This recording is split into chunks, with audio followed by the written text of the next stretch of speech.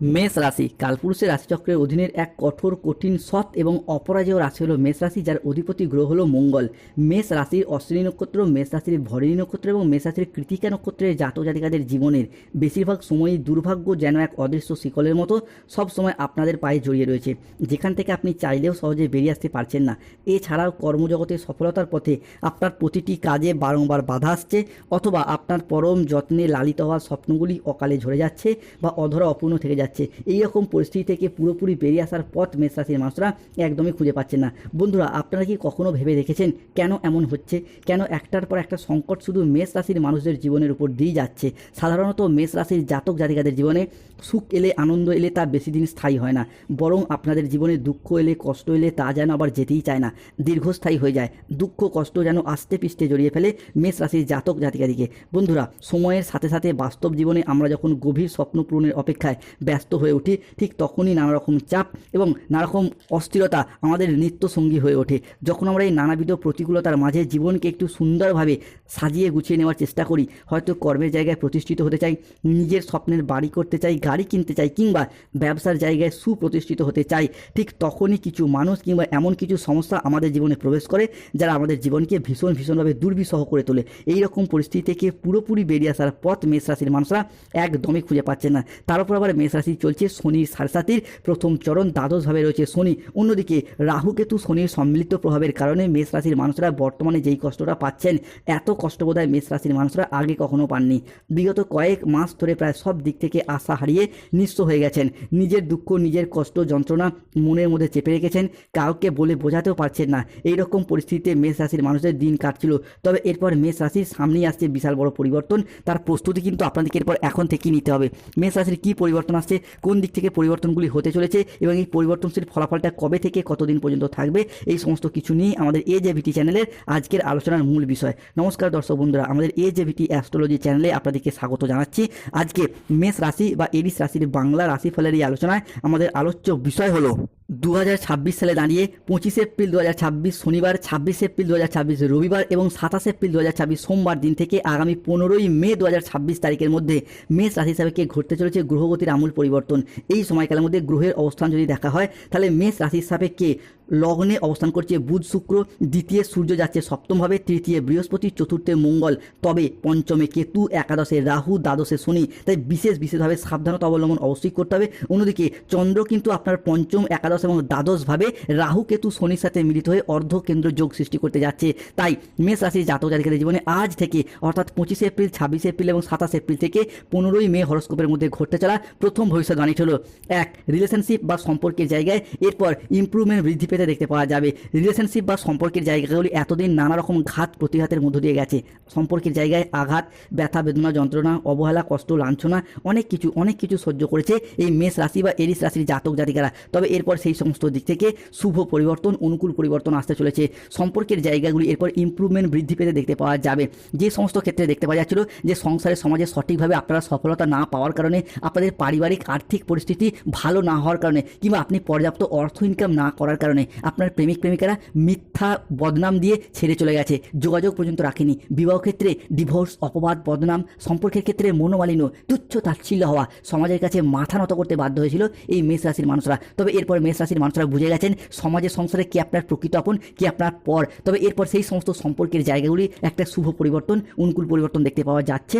Already সেই শুভ সময়টি অনেকের শুরু হয়েও গেছে।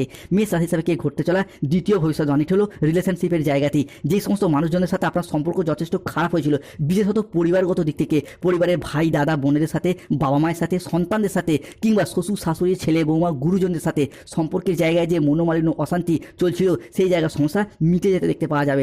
এই ক্ষেত্রে কাছের মানুষ, আপনজন, ভীষণ প্রিয় বন্ধু কিংবা আত্মীয় কুটুম্ব যাদের সাথে দূরত্ব সৃষ্টি হয়েছিল, সেই সমস্ত মানুষগুলির সাথে আবারও একবার ক্লোজনেস বা পুনরায় আরও একবার নতুন করে ঘনিষ্ঠতা বাড়তে দেখতে পাওয়া যাবে। তাই কমেন্ট বক্সে লিখবেন জয় শনিদেবের জয়, জয় বজরংবলীর জয়। মেষ রাশি হিসাবে ঘটতে চলা তৃতীয় ভবিষ্যৎবাণী হলো যতটা সম্ভব সাবধানতা অবলম্বন করতে হবে। মেষ রাশি চলছে শনির সাড়ে, তবে এই মুহূর্তে দাঁড়িয়ে রাহু কিন্তু মেষ রাশি হিসাবে একাদশে অবস্থান করছে। তাই আপনার অ্যাগ্রেসিভ বিহেভিয়ারের উপর নিজেদের রাগ, জেদ, তেজ, অভিমান অ্যাংজাইটির উপর নিয়ন্ত্রণ রাখার চেষ্টা করতে হবে।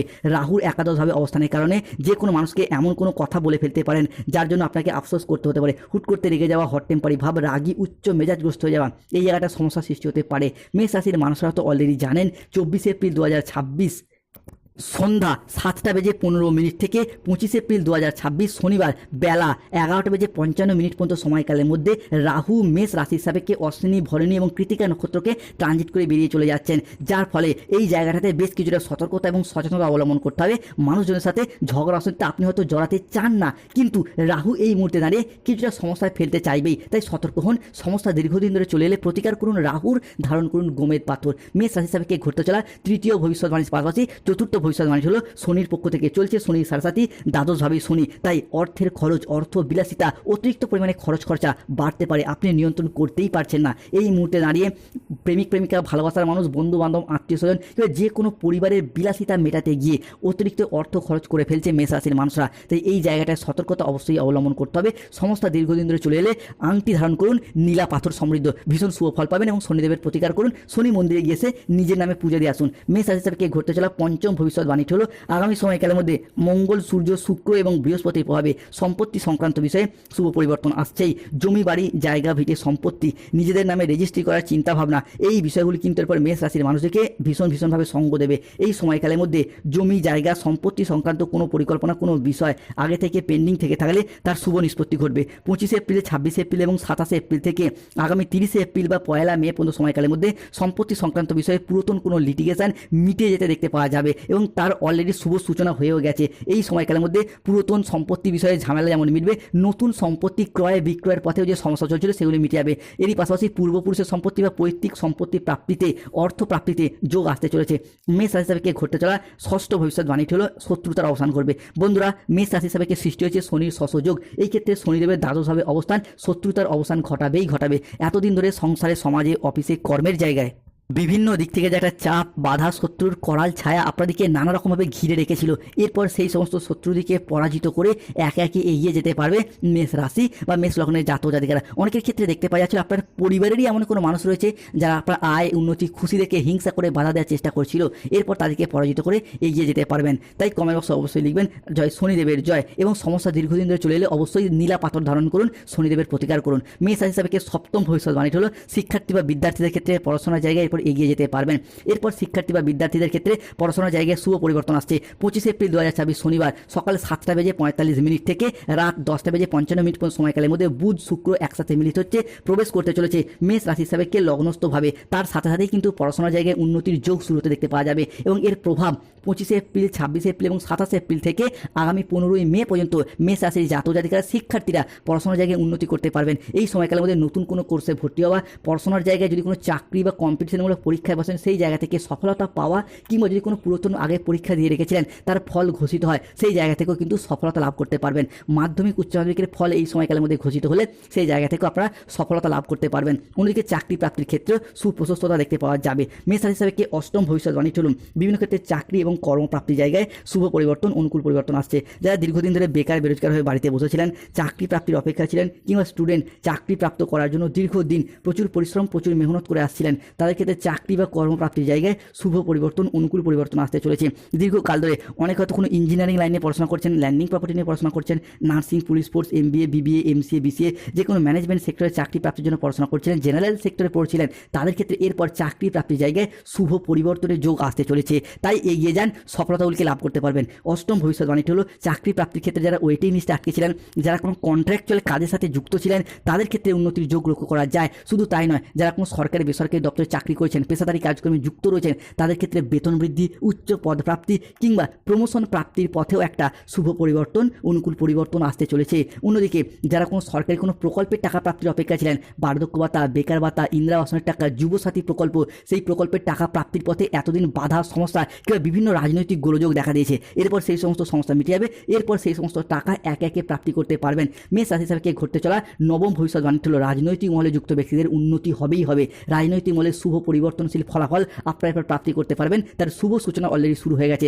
আপনি যেই রাজনৈতিক মহলেরই ব্যক্তি হন না কেন, মেষ রাশির জাতক জাতিকা যদি হয়ে থাকেন, তাহলে আগামী সময়কালের মধ্যে নির্বাচনে নিজ নিজ অবস্থান থেকে জয়লাভ করার যোগ লক্ষ্য করা যাচ্ছে। তাই কমেন্ট বক্সে লিখবেন জয় শনিদেবের জয়, জয় শ্রীকৃষ্ণ, রাধে রাধে। মেষ রাশি হিসাবে কে ঘটতে চলা দশম ভবিষ্যৎবাণীটি হলো আগামী সময়কালের মধ্যে হারানো কোনো জিনিস, হারানো কোনো সম্পত্তি কিংবা ছেড়ে যাওয়া কোনো রিলেশন বা সম্পর্কগুলি পুনরায় ফিরে আসার একটা সম্ভাবনা লক্ষ্য করা যায়। ফিরে পাওয়ার শুভ যোগ থাকছে। হয়তো কোনো জমি, ভিটা, বাড়ির কোনো প্রয়োজনীয় জিনিস আপনি পূর্বে বন্ধকে দিয়েছিলেন, বিক্রি করে দিয়েছিলেন। টাকা পয়সার অভাবে যে জিনিসগুলি এতদিন ফিরিয়ে আনা সম্ভব হয়নি, সেই সমস্ত জিনিসগুলি পুনরায় ফিরে পাওয়া, পুনরায় নিজের নামে হস্তান্তরিত করা কিংবা ফিরিয়ে আনার শুভ যোগ লক্ষ্য করা যাচ্ছে। এরই পাশাপাশি ভালোবাসার ক্ষেত্রে যে সমস্ত মানুষগুলি ভুল বুঝে চলে গিয়েছিল, তারা তাদের ভুলগুলিকে বুঝতে পেরে শুধরে ফেলে পুনরায় ফিরে আসতে চাইছে এবং সেই জায়গায় শুভ পরিবর্তন আসতে চলেছে। অন্যদিকে একাদশতম ভবিষ্যৎবাণীটি হলো অবিবাহিত বা বিবাহযোগ্য ব্যক্তিদের এরপর শুভ পরিবর্তন আসছে। এই মুহূর্তে দাঁড়িয়ে আপনার সপ্তমপতি লগ্নে, লগ্নপতি পঞ্চমে, তাই ঘটক, ব্রাহ্মণ, পাত্র, পাত্রী সবার মধ্যে সংযোগ তৈরি হচ্ছে। তাই এই পরিস্থিতিতে বিয়ের কথা এগোনো, বিবাহ হয়ে যাওয়া কিংবা বিবাহ সম্পর্কিত যে মাঙ্গলিক দোষগুলি চলছিল সেগুলি মিটে যাবে। অনেকের অলরেডি বিবাহ হয়ে গেছে বা বিবাহ হয়ে যাচ্ছে, কেননা মেষ রাশির বিয়ের ফুল অলরেডি ফুটে গেছে। মেষ রাশি হিসাবে পরবর্তী পরিবর্তন তুলো যাদের গাইন সমস্যা চলছে, চন্দ্র বুধের অর্ধকেন্দ্র যোগের প্রভাবে গাইন সমস্যার সমাধান হবে। তাই আপনারা এরপর হবু বাবা মা হওয়ার জন্য প্ল্যান পরিকল্পনা করুন। এপ্রিল টু মে হরস্কোপ, সন্তান প্রাপ্তির শুভ সময় আসছে। মেষ রাশির জাতক জাতিকাদের কিছু সাবধানতা। এক, কাউকে অতিরিক্ত বিশ্বাস এবং ভরসা করার দিক থেকে সতর্কতা এবং সচেতনতা অবলম্বন করতে হবে, নাহলে কিন্তু প্রতারিত হতে পারেন। দ্বিতীয়ত, যে কোনো ক্ষেত্রে টাকা পয়সা অ্যাডভান্স করার দিক থেকে সতর্ক হন মেষ রাশির জাতক জাতিকারা, তাহলে যে কোনো ক্ষেত্রে টাকা পয়সা দিয়ে ফেঁসে যেতে পারেন, কোনো মানুষের দ্বারা প্রতারিত হতে পারেন। এই সময়কালের মধ্যে প্রতিবেশীদের সাথে বিবাদে যাবেন না। কিছু দুর্ঘটনা থেকে সাবধানে থাকুন। আগুন বা ইলেকট্রনিক্স জিনিস থেকে সাবধানে থাকুন। কোনো কথা নিয়ে, সামান্য কথা নিয়ে পারিবারিক সম্পর্কে চিড় ধরতে পারে। জীবিকার ক্ষেত্রে বেশ কিছুটা চাপ আসতে পারে।